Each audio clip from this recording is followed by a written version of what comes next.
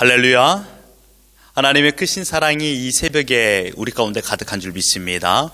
오늘 우리는 이사야 41장 1절로 20절의 본문을 통하여 내 백성은 내가 책임진다 라는 제목으로 하나님의 말씀을 함께 나누도록 하겠습니다.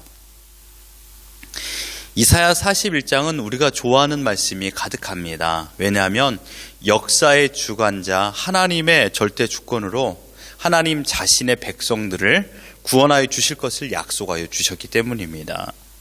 본문의 내용은 앞으로 150년 후에 일어날 일들에 대한 예언의 말씀입니다.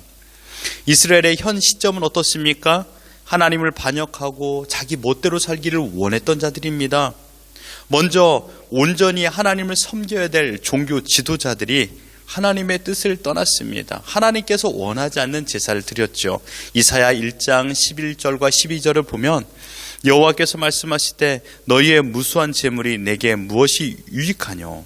나는 숫 양의 번제와 살찜 짐승의 기름에 배불렀고 나는 숫송아지나 어린 양이나 숫 염소의 피를 기뻐하지 아니하노라. 너희가 내 앞에 보이러 오니 이것을 누가 너에게 요구하였느냐? 내 마당만 밟을 뿐이니라. 어떻습니까? 마음에도 없는 형식만 거창한 예배만 있을 뿐입니다. 하나님을 기쁘시게 해드린 제사가 아니라 자기 만족을 위한 제사를 드렸던 것입니다. 그렇기 때문에 의무적인 제사가 된 것이죠. 하나님께 사기를 친 것입니다. 하나님은 제물을 보시기 이전에 제물을 드리는 사람의 마음을 보십니다. 예배를 드리는 것보다 예배를 드리는 자의 마음을 보시는 분이시죠. 또한 바른 신자는 경건의 모양보다 실제 삶을 통한 경건의 실천이 더 중요하건만 이들은 마당만 밟고 돌아가는 행위, 끝내 그들은 성전 미문의 땅, 마당까지 더럽히는 존재가 되어버렸습니다. 이 결과 하나님과는 단절이 되었습니다. 단적인 예가 무엇입니까?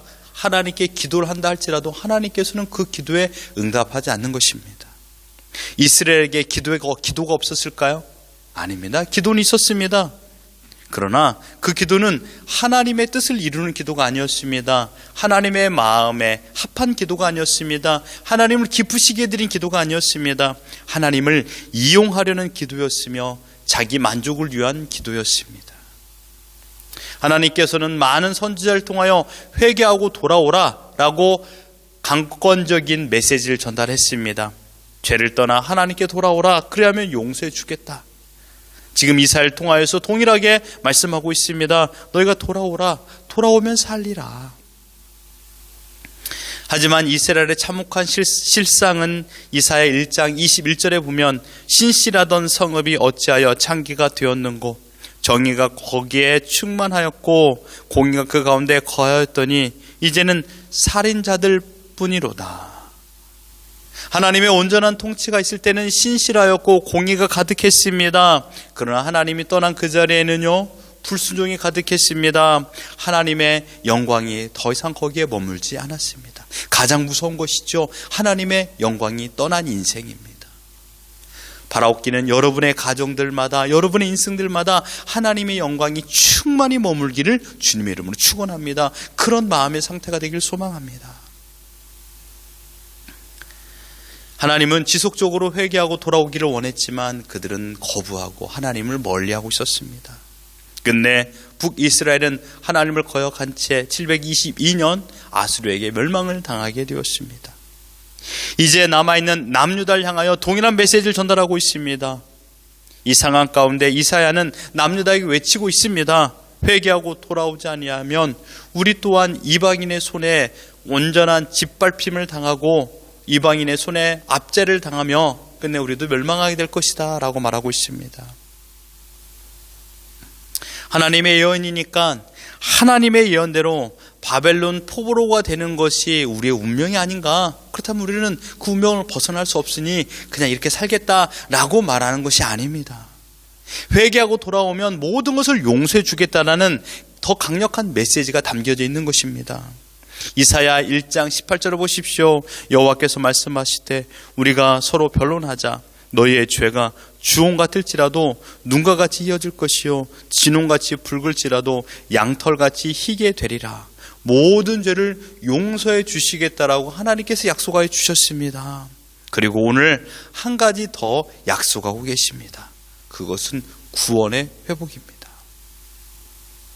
그렇다고 이런 말씀을 듣고 오해하는 사람들이 있습니다. 우리가 아무리 죄를 범한다 할지라도 하나님은 우리를 심판하지 않으셔.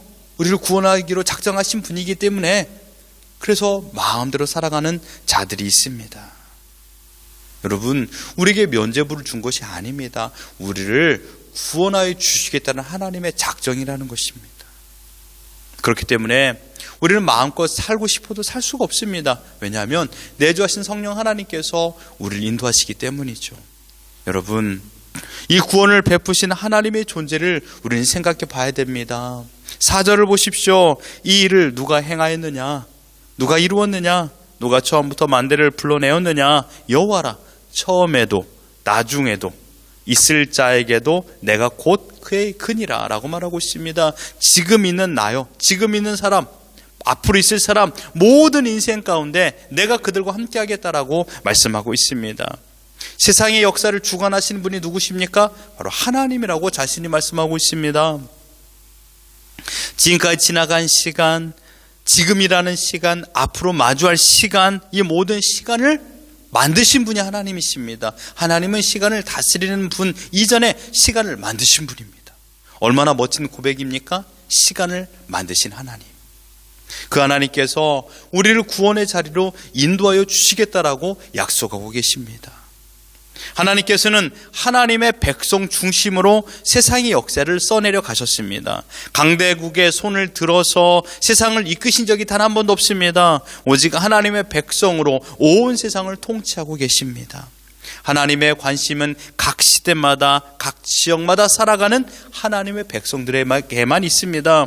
우리가 어떠한 처지에 놓여 있다 하더라도, 어떠한 위기와 어떠한 어려움이 닥치고 절망과 낙심으로 반응할 수밖에 없는 상황에 있다 하더라도, 슬픔으로 밤을 지새우는 그런 상황에 있다 하더라도 하나님은 우리를 절대 포기하지 않는 분이신 줄 믿습니다.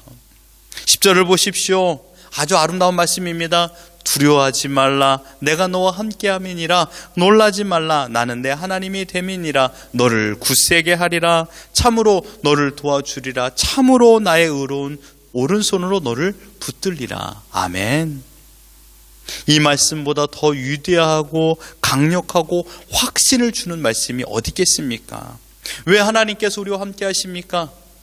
왜 하나님께서 우리를 굳세게 하십니까? 왜 하나님께서 우리를 도와주십니까? 왜 하나님께서 우리를 지켜주십니까? 우리는 명확한 대답을 말할 수 없습니다. 오직 한 가지, 성경에서 그 답을 찾는다라면 오늘 본문의 8절을 보십시오. 그러나 나의 종 너 이스라엘아, 내가 택한 야곱아, 나의 벗 아브라함의 자손아. 하나님께서 택하셨기 때문입니다.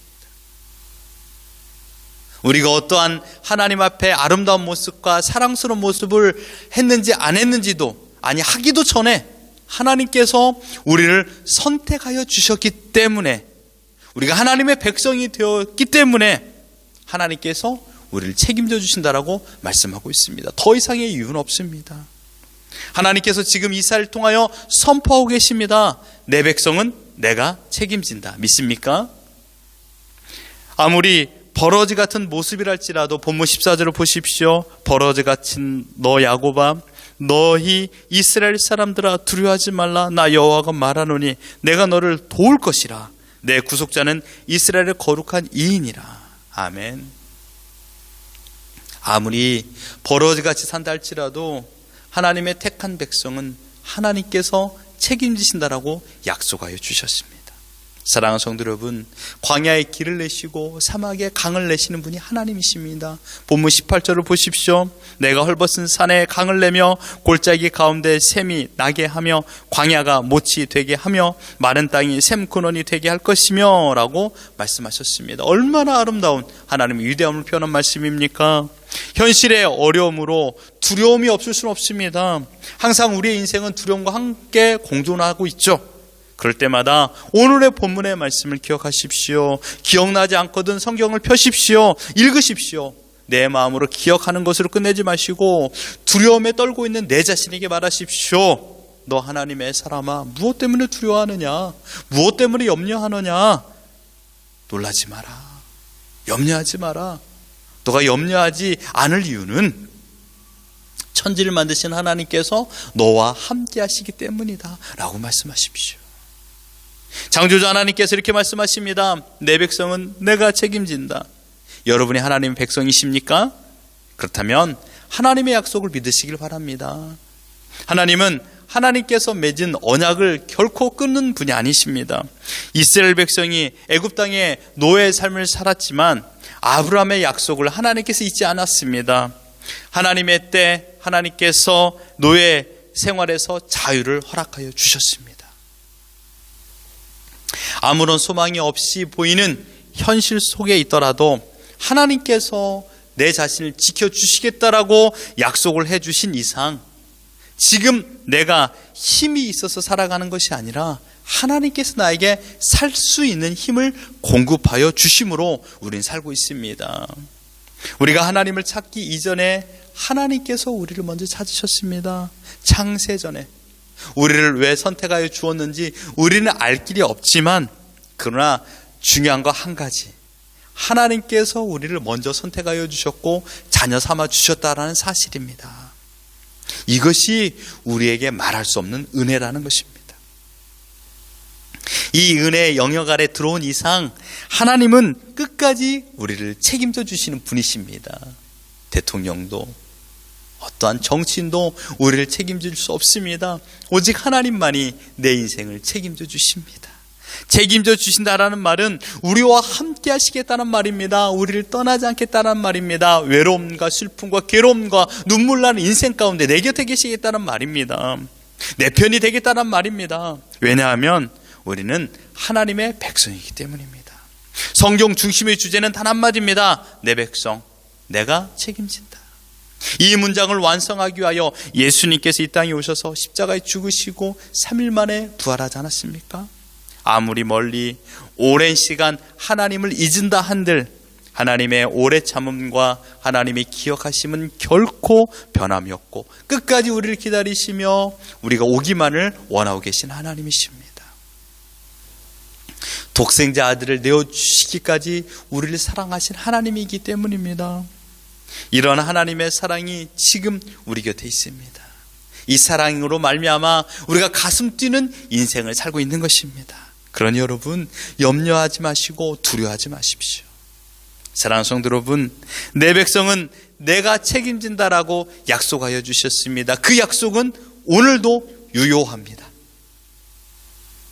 오늘 이 시간에도 유효하며 지금도 하나님의 강건한 손은 우리를 붙잡고 있습니다. 결코 흑암의 세력이 우리를 침범하지 않도록 우리를 보호하고 계시는 하나님의 능하신 손이 우리 곁에 있는 줄 믿습니다. 그 하나님을 의지하고 그 하나님을 사랑하며 그 하나님을 신뢰하며 흔들리지 않고 오늘을 믿음으로 살아가는 우리 모두가 되기를 예수 그리스도 이름으로 축원합니다.